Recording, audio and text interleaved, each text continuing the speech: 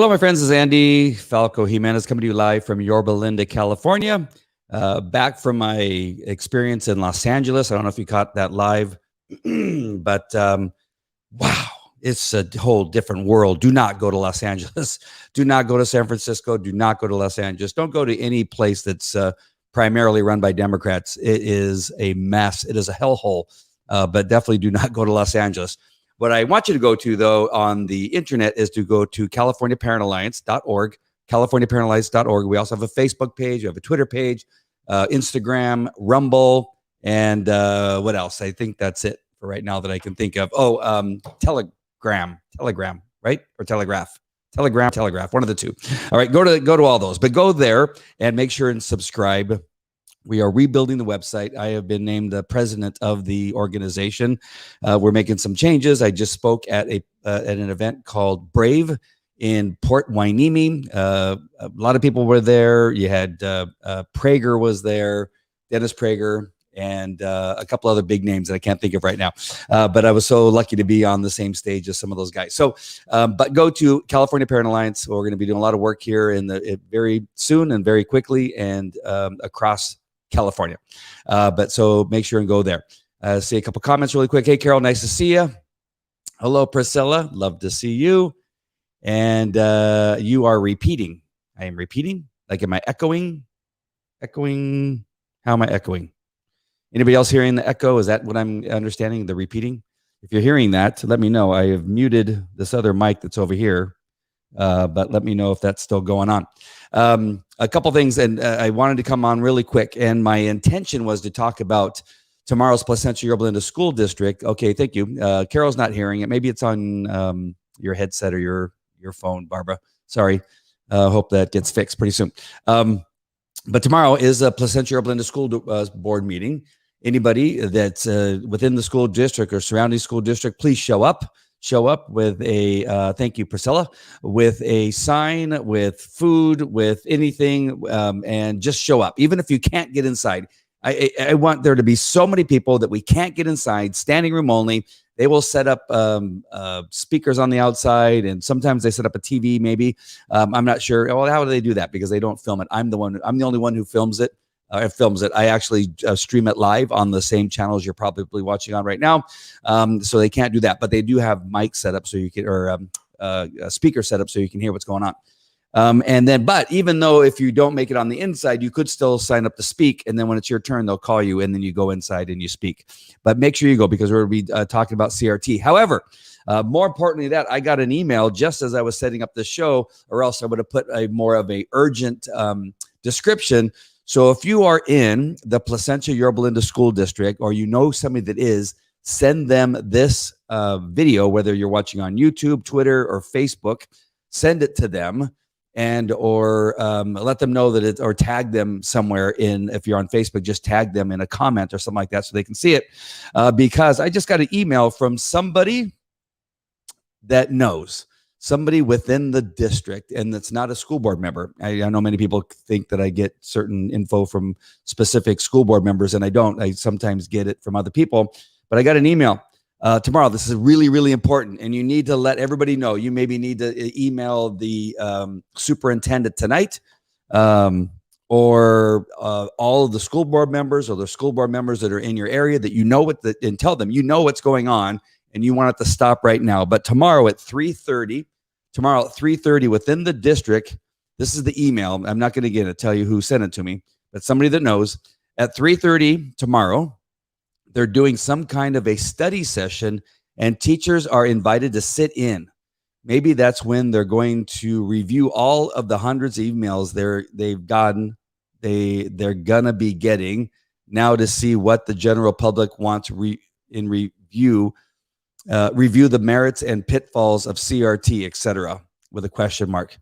If the board approves this, I'm going to be retiring early. So you know that it's somebody that works within the school district. So that's all I'm going to tell you. But I know that wasn't, she's probably typing it on her phone. It sounds like a message that I would type on my phone. But I got two emails. One was, we need to let as many parents know about this as possible. They're going to do a study session starting at 3:30 tomorrow. There will be a fire marshal to keep the masses out of the building. spread the word. Now, I'm not sure where this is taking place. Maybe I will send a message asking where it's going to take place. I don't know if it's taking place at a specific school. Hold on, let me just send a real quick message here.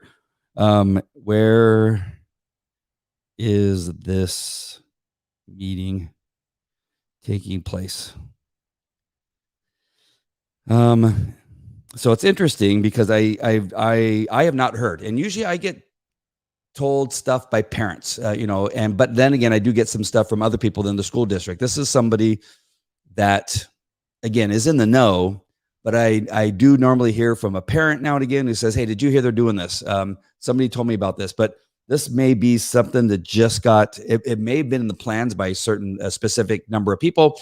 And then at the very last minute before the school board meeting tomorrow night, is they're putting this meeting together with teachers to ask them what they think about CRT, or to figure out how they can teach it, under another name or what have you. Who knows what this meeting is about?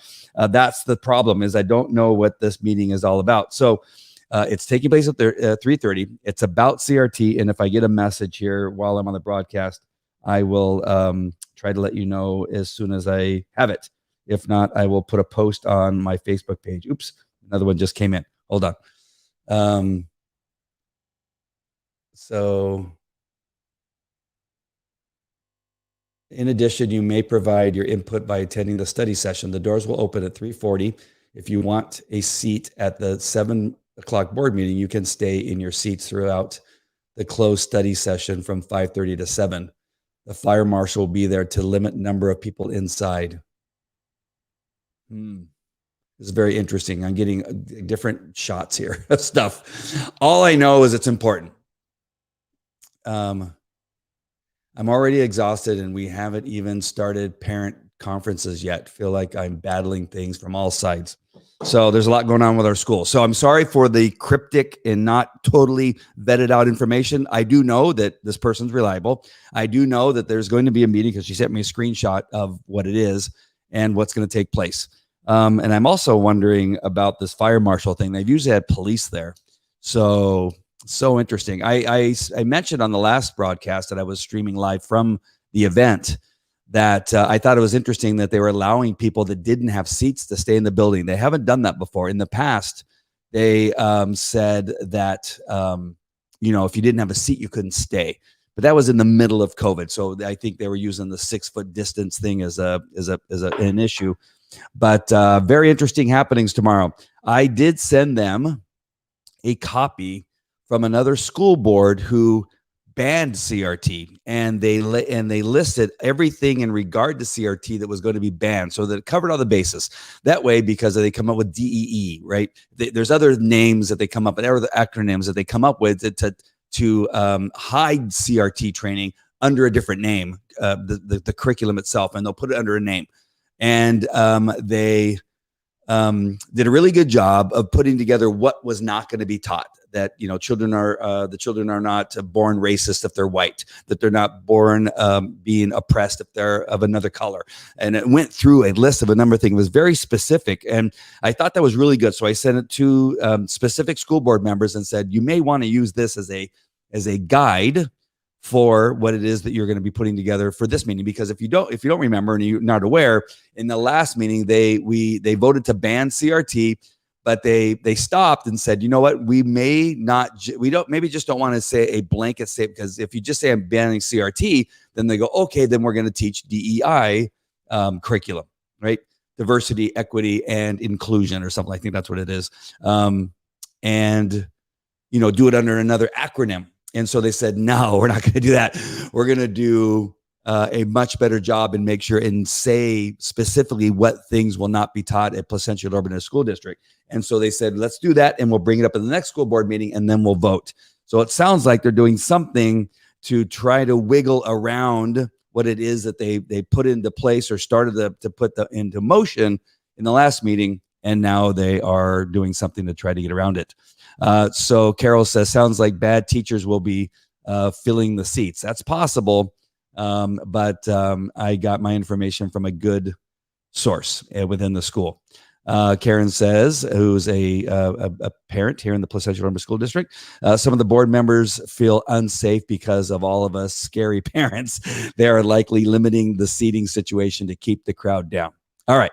Yes. So you are probably right, Karen. So I still tell you all to go, because stand outside, fill that parking lot with people, and be there to show that how many people do not want CRT, who will take their kids out of school if they adopt a vaccine mandate, if they adopt and continue with this mask mandate that show how many parents care and how many parents are going to leave. So tomorrow, Placentia Elementary School District, you got to get there a little bit early, but make sure and be there tomorrow, regardless of what they're planning to do with the fire marshal. All right, so be there. Take 5 people with you and tell 10 friends. Take 5 people with you, tell 10 friends. I'm going to be there early because I got to set up cameras. I got to make sure that I do get inside, regardless of the fire marshal, and film what is going on inside there. I know they hate it, and I think that's my favorite part, is having cameras in there and knowing that they don't like it. All right. So I wanted to talk about that. So I want to make sure and bring that up. I just want to talk just very quickly about the Kyle Rittenhouse. Nate, what's his name? Why do I always forget it? Kyle, because there's another guy that has a very similar Kyle Rittenhouse. Oh my gosh. Kyle Rittenhouse. So Kyle Rittenhouse trial that's going on. And I mentioned a little bit when I was in Beverly Hills going through all that stuff, all the craziness in Beverly Hills, that this is crazy. And this proves even more. If you've watched any of the trial, it proves even more that the district attorneys in these Democrat-run cities have lost their ever-loving mind. They have been put into place specifically to cause chaos. And they are really specifically trying to attack conservatives. They're trying to attack people in regard to, the Second Amendment. They are, really weighing heavy-handed on the law when it comes to somebody that may be a conservative, that they can use the law against as a weapon, and then they are not using the law to put criminals away who are actually committing crimes, right? And so if you watch any part of this Rittenhouse case, it is so obvious that they thought, I think they thought that they could very easily arrest Kyle and charge him with murder within 48 hours. It was within 48 hours. I don't think it was within 24, but it was within a very short time. Now, just for those of you that don't know, I was a police officer for 21 years. I was a detective. I now testify in court cases, and I've testified in probably 100 cases. I've looked at maybe well over 200 or 300 criminal cases and investigated criminal cases. And so I've been in the courtroom a lot. I've testified often, and probably been in the courtroom testifying in the witness stand more than just about anybody in the United States that exists right now. There's probably attorneys that have been there in more, and of course judges and some other people. But as far as somebody who's actually been on the witness stand, I doubt that there's very many people that have been on the stand more than I have. And so I see so many things, and it would take so long for me to go through every nuance and everything that I see. That thank God for this judge. He is a little bit he is a little funny, but thank God for him. He was appointed by a Democrat, and thank God though that he is there, because I've been before judges that are clearly one-sided all the time. It's often that they are one-sided for the police, which is, for many in the past was great, but not when it comes to when they have trumped up charges against a guy who was 17-year-old at the time, who's now 18, trumped up charges that are just completely off base with what happened in Kenosha when he was attacked in the middle of a riot while he was trying to protect a location that he had been asked to protect.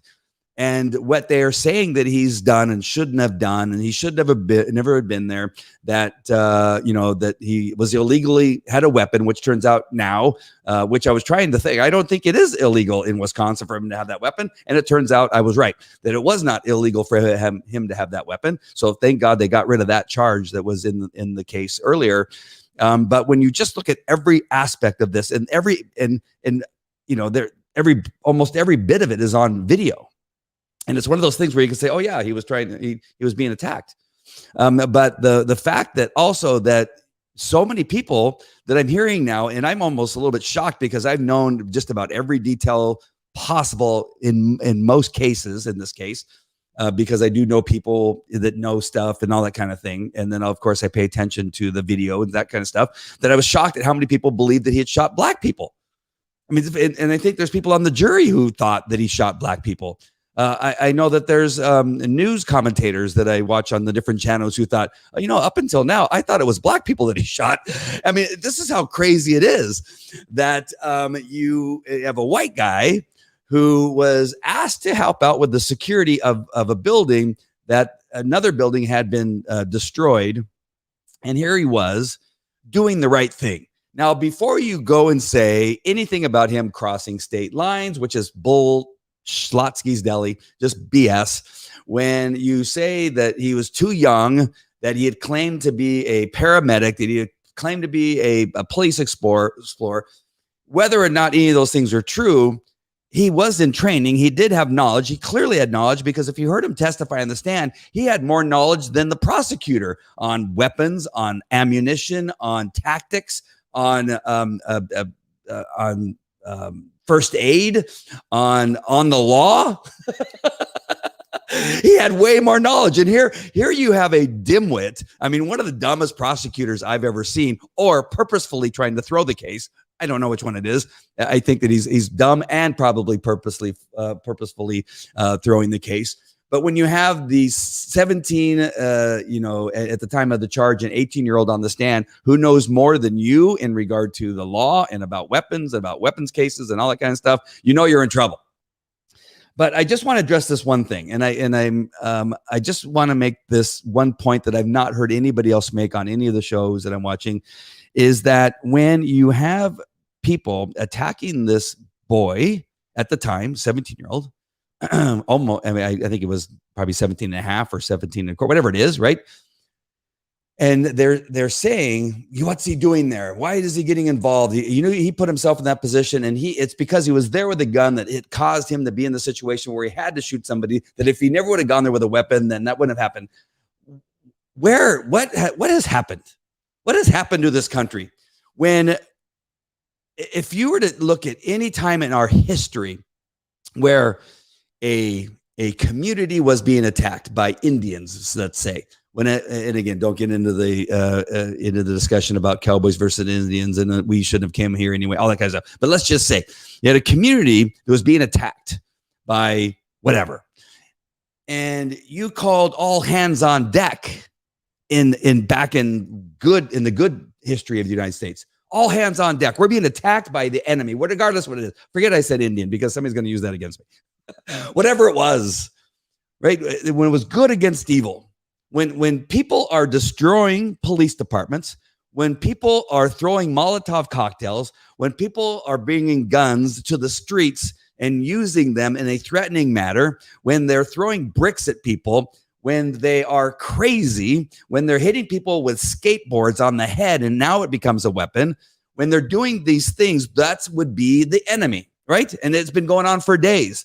And now you have a situation where you have the good guys, the community that lives there, the community that's losing their property. It's being destroyed. They're losing merchandise in the case of a car dealership, or they're breaking in through the windows and looting businesses, CVS's, mom and pop stores, that kind of stuff. Those are the good guys. When did it happen here in the United States of America where the good guys had to be a certain age? When did that ever happen? Because I don't recall it being an issue when we needed men to go and boys to go fight in the Civil War or in the Revolutionary War or in World War II. We hear stories all the time where men that were kids that were 15, 16, 17 years old were pretending with false identifications, trying to get into the Army or trying to get into the Marines using false identification, claiming that they were older so they can go and fight. We hear stories about kids like all the time. One of the best movies about a hero, I believe that he went in, if I'm not mistaken, when he was 16 or something like that, that he had lied and somehow got in. If I'm not mistaken, he's one of those guys that got shot like 10 times or something like that and got tortured and survived and just died probably maybe 5 or 6 years ago, if anybody knows that movie. But we used to praise those boys, right? We used to like, oh my gosh, remember that boy? Remember that story of that boy in the Civil War when he was 16 and he went to fight, right? Do you remember movies like that would just show these young boys would go and fight? Why? Because they cared about their country, because they cared about their community. Now, I don't know Kyle. He could be a number of things. If you were to, maybe look into his history, maybe he does good grades, maybe he's a little dopey, whatever it is, I don't care. But the one thing I know about him is that when he saw a need to protect his community, the community where his dad lived, by the way, he did live in Illinois and he did go to Wisconsin, but across the state lines, of course, but it didn't matter. He had been there before. He knew people from Kenosha. He saw what was happening. It wasn't happening where he lived.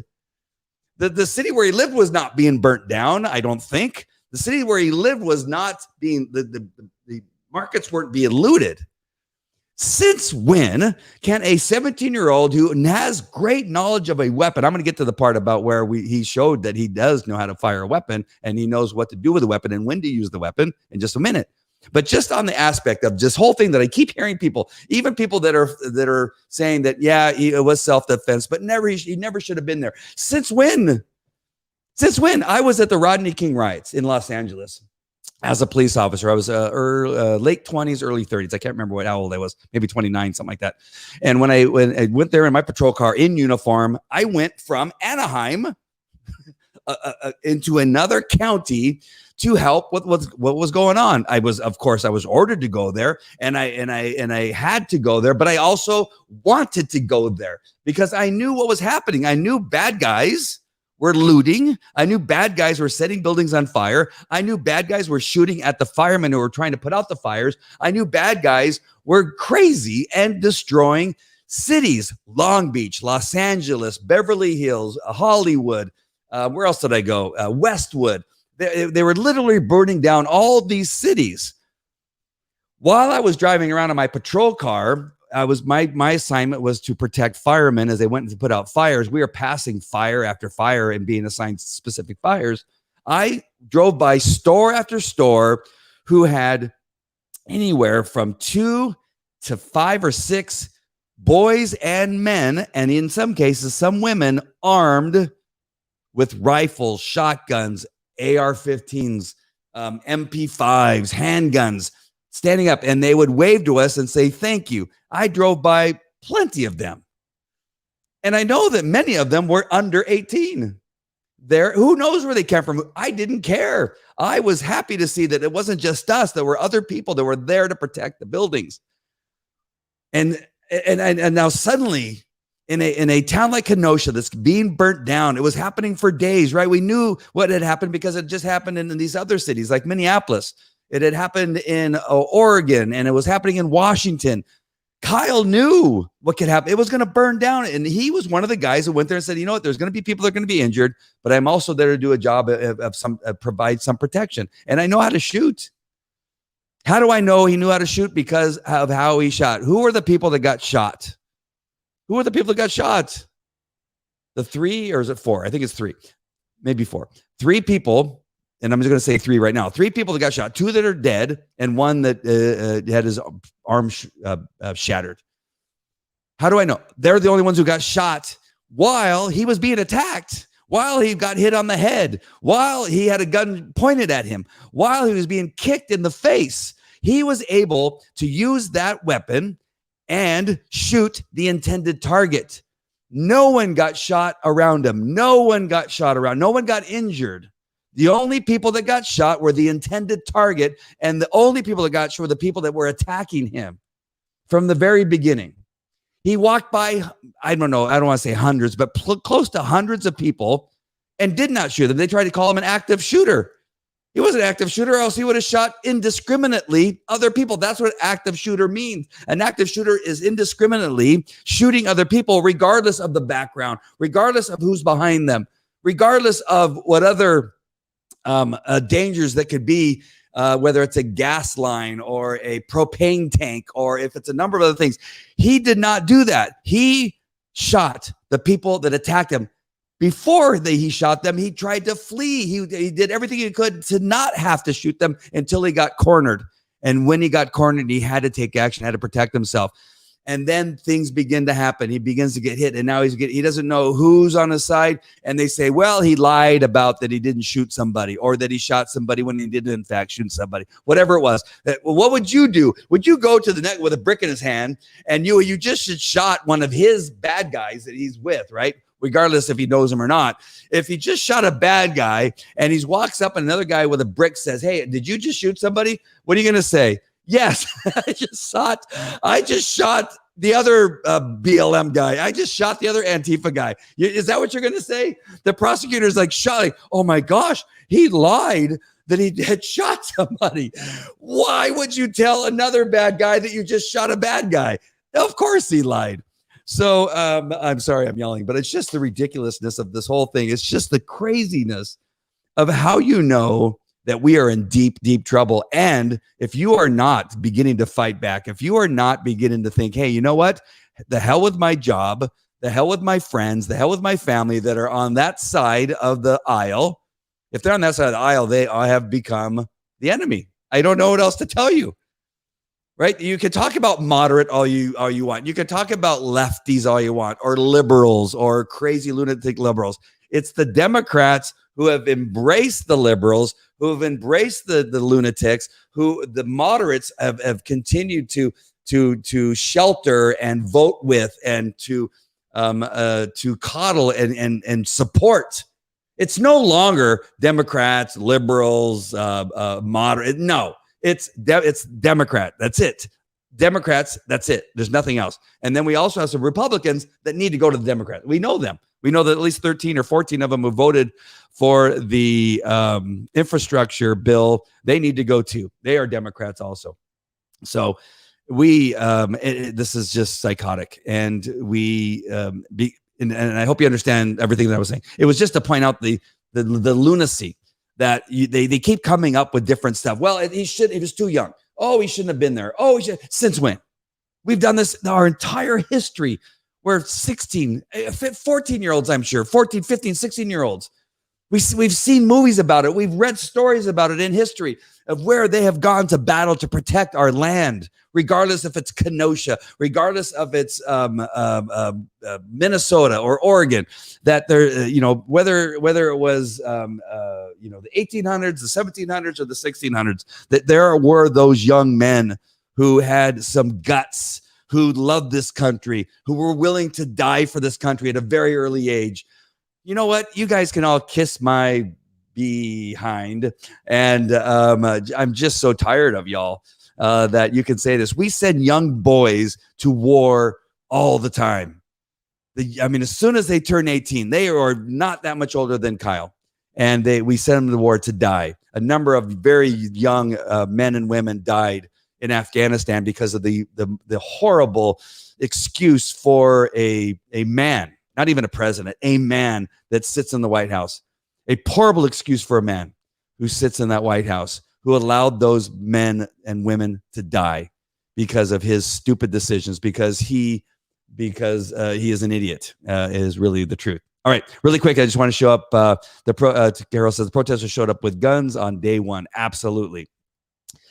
Karen says, not to mention the guys he shot were the ones actually illegally carrying a gun. Absolutely, that's true too. Plus, they were convicted criminals, domestic violence, child molesters, and more. How about saying if they hadn't gone there and tried to kill Kyle, this whole thing wouldn't have happened? Exactly. Those reporters are so blatantly biased. Absolutely. We the people are the militia. The militia. Did I say militia? I meant militia. They are all criminals. Thank you, Carol. Carol says, like Benjamin Franklin, I have no time for stupid people. Absolutely. Oh, I see that. Facebook is censoring her comments. All right, so that's what I want to say. So 2 things. Don't forget, tomorrow, Placentia Yorba Linda School District, be there to protect our children. Be there to protect our children, regardless if you think you can get inside or not. Just go. Just go and be there, and we're going to take it from there.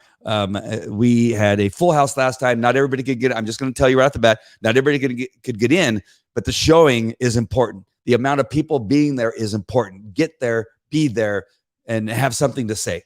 If you've not had a chance to speak yet, it would be great to hear from somebody else other than the regulars that normally show up. I'm still not deciding whether I'll speak or not. I may or may not, but it'd be great to have different people. We have very much the same people speak, and so it would be great to get new people, new faces, new ideas, new thoughts for people to get up there, so that the school board and the district superintendents could see that it's not just the typical 20 or 30 people that show up all the time. We need new blood, new voices, and we need to show a presence when it comes to fighting for our kids. All right, my friends, so be there, and I'm very interested. I wish I could tell you whether or not Kyle Rittenhouse would be convicted or found innocent. I don't know. The defense had no case. They brought on witnesses who turned around and were not great witnesses for them, and that's what's so ridiculous. Why would you put somebody on the stand and did not know exactly what they were saying? You never put somebody on the stand that you don't know what their answers to the questions will be, even when the defense is asking the questions. This is really, I don't know. I don't even know what to say. There's so much I could talk about. This broadcast would be 3 hours long if I brought up all the things that I wanted to bring up about the case, but it's simply impossible. I'm dumbfounded with what has happened over these last 10 days and today in particular. I don't know. I don't understand. But even with everything going Kyle's way, I've had a case that went our way. And they still found the suspect in that case who should have been guilty. They found him innocent. So I don't know. I don't know what's going to happen tomorrow. I know that either way, there's probably going to be rioting. I think either way. I don't think it matters. But I don't know. Of course, I think he's completely innocent. Of course, and I believe in my heart that he should be in normal days. I don't know when normal days were actually, but it was before our great President Trump was in office, because even then they were trying to do stuff against him through using people like Kyle, right? Using them to persecute them. Yeah, I mean, you look at General Flynn, what they did to him. He did nothing wrong, and yet they tried to put him in prison for a very, very long time, cost him millions of dollars. So who knows? A long time ago, when things were normal, he would have been found innocent, especially with the moronic prosecution that he had. He should be found innocent, but I just don't know. All right, my friends. So hopefully we'll see you tomorrow. For those of you that live in the area, and I would love to see your support there for the kids at the Placentia Urban School District. They're on Orangethorpe, so be there. And if not, pray for us. We hope that we can make an impact tomorrow. All right, my friends. Love you guys. Take care. Bye.